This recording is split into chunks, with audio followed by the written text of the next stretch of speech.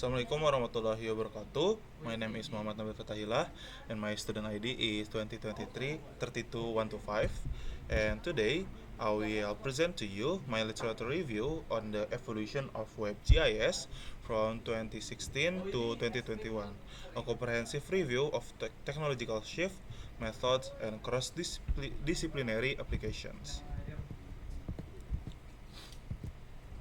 Let's begin with the paradigm shift. Over the last few years, we have seen a fundamental transition. We moved from isolated desktop based mapping system to cloud based internet platforms. This shift is crucial because it democratizes spatial data, making it accessible to everyone, not just GIS experts. For this research, I have reviewed 10 key scientific journals. I have divided the matrix into 3 slides here. The first group covers education, cloud computing, and for land evaluation, and visual pollution, and also COVID-19 tracking. The second group focuses on tourism promotion in Langkat, food delivery logistics, and ecotourism in Bogor.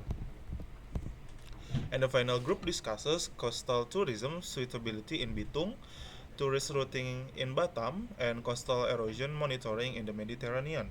Together, these 10 studies show how diverse and massive WebGIS applications have become. How did the system actually change?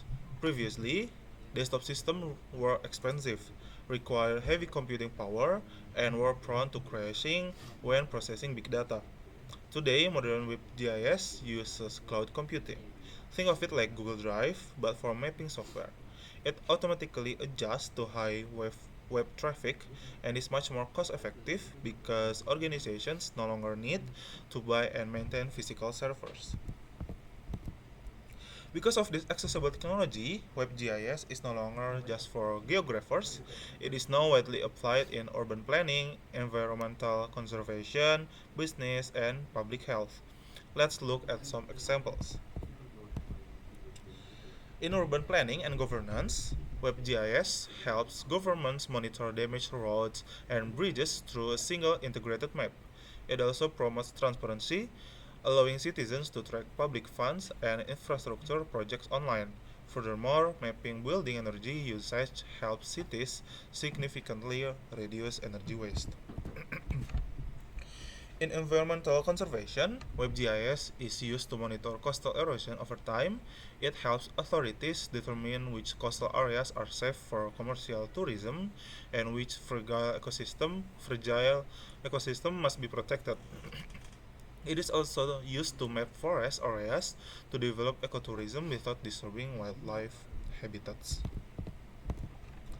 For the business sector, WebGIS really heavily on location-based services or LBS, which is essentially using our phone's GPS. This technology acts as a tourist guide, helping people navigate unfamiliar cities. It is also crucial for delivery couriers to find exact coordinates instead of just guessing addresses, and it helps small businesses get discovered easily on digital maps.